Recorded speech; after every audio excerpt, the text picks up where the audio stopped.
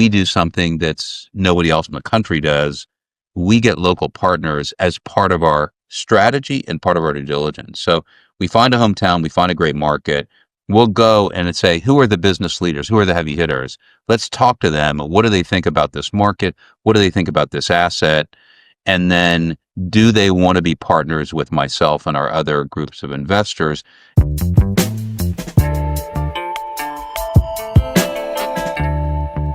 Hey there, folks. Welcome to this episode of the Strategy and Leadership Podcast. My name is Anthony Taylor. Thanks so much for being here. Today, my guest is Andy Weiner. He's got a phenomenal story to share with us. And it's a really neat background because obviously Andy and I just met. You know, his previous job before RockStep Capital was the Vice President of Operations at Weiner's Inc., which was 159 clothing stores throughout Louisiana and Texas. And then from there, founded RockStep Capital, which, Andy would tell us a little bit about, but invests in real estate, has a phenomenal company, has 25 rock steps. I think it's 25, Andy, you can correct me. It is 25, Anthony. There we go. How he supports his employees and basically the guiding principles, and just sounds like a phenomenal journey and phenomenal career in business. So Andy, thanks so much for joining us on the podcast today. Sure. Thank you. Excited to be here, Anthony. So why don't you tell our listeners anything I might have missed, anything that you wanted to add in terms of you as a leader, you as a business owner, and we'll get into some questions. Yeah. So I started out in our family-held business, started by my grandfather in the 1920s in Houston, and it grew to be a 159-store regional clothing store chain, and I ran the operations for the company. So I learned about store metrics, store operations, logistics, systems, finance, HR, and real estate. And so as a result, I learned how retail works, and obviously the Amazon effect is a big part of retail today, and how companies work. How do you think about markets? I've been to thousands of cities and communities and been in lots and lots and lots of shopping centers in my career. Excellent. And so, tell us a little bit. We have listeners from all around the world. We'll call it focus on the North American context. When you think of retail, when you think of economic hubs, when you think of malls as a barometer of community success, what do you look for? What do you consider? What are some of those things that impact how you make decisions as an investor? Yeah. So just a little bit about our company. We're a shopping center investment company, have built or acquired about 10 million square feet of shopping centers with properties in 11 states. We have decided to focus on one particular geography, and we call the geography hometowns. It is secondary, tertiary markets under 1 million people, but as small as 100,000 that have quality of life, great leadership in the community, and that have some essential drivers that drive population growth. So we have to have a major university, strong tour. You don't have to have all these, but you have to have at least some of these. Strong tourism, military base, or military research is a very good theme for driving population growth, since we are remilitarizing as a country. I mean, that's just what's happening. We're spending a lot more money on it. A strong hospital network. That is just a big driver of demography for a city, and then obviously having some big employers like Fortune 1000 companies. So we called these markets hometowns. Again, secondary, tertiary markets that have something going for them, and then we look for opportunities in these markets for shopping center investing. That's what we do. And there's different types of shopping centers. There's open air grocery stores. There's open air non-grocery. They're called either neighborhood markets or power centers. And then we also buy and close malls. And that is a kind of what is called opportunistic type of investment. And there's, 30, 40, $50 billion of insolvent debt underlying the mall sector. And you can basically buy great real estate with very high cash flow in great locations in these hometowns. And then we do something that's nobody else in the country does. We get local partners as part of our strategy and part of our due diligence. So we find a hometown, we find a great market, we'll go and say, who are the business leaders? Who are the heavy hitters? Let's talk to them. What do they think about this market? What do they think about this asset? And then do they want to be partners with myself and our other groups of investors? And by doing that, we can reduce risk. We get, they help with incentives and property taxes and entitlements, and they're on the board of the hospital district or economic development. And so, we know how to operate a piece of real estate, but these properties are in communities where the success of that asset is highly dependent upon issues that are community based. And so if you have local partners, oftentimes they're on the board of your lenders, they're community based lenders. And so we get local partners, local lenders, and we come in with a kind of community strategy for an asset that we buy, we believe, at a very good price. And in our business, there's two dominant buyers, particularly in the enclosed mall space, and they operate an asset depletion strategy. And they let these properties fail and rot, and they don't pay all the expenses, and they piss off or they upset the cities and the retailers. And we just come in from a different approach, just community oriented, hopefully solid investment strategy. And we've been doing this for, almost 29 years. Yeah, that's awesome. Well, what I find fascinating about it is when you talk about disruption or innovation, what I hear is your company over 30 years has been innovating in this space where people typically going to squeeze it to get the most out of it. Whereas you and your team have approached a reinvestment, a community partnership, getting critical stakeholders, having a strategy that encompasses and driven by the opportunities in the local areas, but also has to have kind of key elements to set up the business to be successful. So not unlike any other business, when you think of community partners, stakeholders, etc., but really being bricks and mortar right there, you're an integral part of the community and its economic success. Yeah. And it's a lot of fun. It's the right thing to do for these assets. And, one of the things that I'm sure your listeners think about is, hasn't Amazon plus COVID just killed all of retail? And the answer is Amazon has killed the weak retailers. But what happens when any disruption occurs, those that aren't killed have figured out how they can up their game and compete against Amazon. And there's a group of retailers, many of them actually, that have their own e-commerce strategy, their own distribution network, their own distribution from the stores, their great app. And they are not only holding market share against Amazon, they're actually, in some cases, taking market share away. And these companies have very strong balance sheets, and they're telling Wall Street, most of them are public, they're telling Wall Street, you know what? TJ Maxx, we're going to grow by 200 stores a year. Aldi, we're going to grow by 250 stores a year.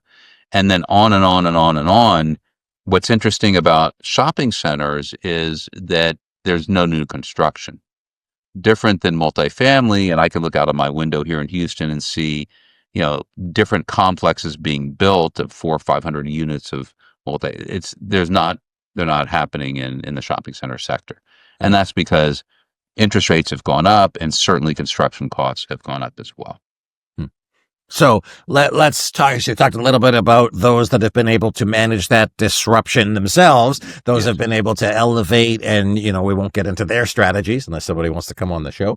But why don't we talk about your company? We talk about the 25 Rock Steps. When we chatted in the pre-call. It's integral to your company. I'm very passionate about this stuff, Andy. So I might go to tears here. But before I do that, I will tell your listeners that they probably haven't heard the word RockStep before because it's not a word in the dictionary, but dancers know what a RockStep is because RockStep is a dance move. So particularly when the swing era, swing music, swing dancing, you RockStep when you switch directions when you're dancing with your partner. 1, 2, 3, 1, 2, 3, rock step. Or sometimes people use the word ball pivot change. But we use it as a metaphor so that our goal is to be nimble, to be agile, to listen to the music and the industry, which is always changing. And therefore, as a verb, we'll say, hey, Anthony, we've got a problem here, or we have an opportunity. Let's rock step. And everybody at our company knows how to use it as a verb. And then I wrote 25 rules of behavior, which are very, very, very detailed rules that I require everybody at RockStep to live by. And I do this to build trust, to resolve conflict, to create a high performance team. And we call them rock steps. And here's all 25 right here. They're online. And so every week at 10 o'clock, the entire company, we have 100 employees, gets on a Teams call, and we talk about the rock step of the week. And this week is rock step 20, be positive. And somebody writes an essay in our company, and they have a discussion in front of everybody, and then they call at random 2 or 3 other people. Hey, Anthony, what does it mean to you to be positive in your personal lives and your professional lives? And so we have this ritual of doing this twice a year. We've done it for 9 years.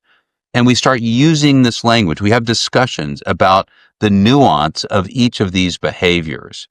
And if you were going to come to an interview, Anthony, about, as an employee for RockStep, you have to come with a discussion. What are the three rock steps that resonate most with you? What are the 3 that are most challenging for you? And that is the beginning part of your interview. So to come to RockStep, hopefully you're good at leasing or whatever your technical skill is. To stay at RockStep, you've got to live by the rock steps. Okay. And so I could share with you my favorite 3 and my most challenging 3, unless you want to go a different direction, Anthony. Oh, I love it. I mean, the ones for me. So be punctual. I'm huge on that. Speaking straight, that would definitely be one there. And then bring it every day, I think, are the ones that are there. The A+ness. I was a C+ student. So that one might be a hard one. Be obsessive about organization. I see, what you have on your desk is that everything there. And then I can't think of another third one that might be challenging. I'm sure there is one, but I do love putting family first on top of everything. So just before we get into it, because you did your homework, Anthony. I am impressed. Okay. Well, I'm pretty sure that's also a rock step as well. No preparedness. Yes, be prepared. Be prepared. It's one of the rock steps. Rock step number 6. So we're required to live by these rules between ourselves, with our tenants, our communities, our investors, our lenders. People can call me on it. We're not perfect, Anthony, but this is by far the most important thing in our company. We've got people from Blackstone and Brookfield and CBL, some of the big real estate REITs. And I think part of the reason is they enjoy being in a high performance team environment that really tries to live by these rules. And again, there's nothing that comes close to number 2. This is by far number 1.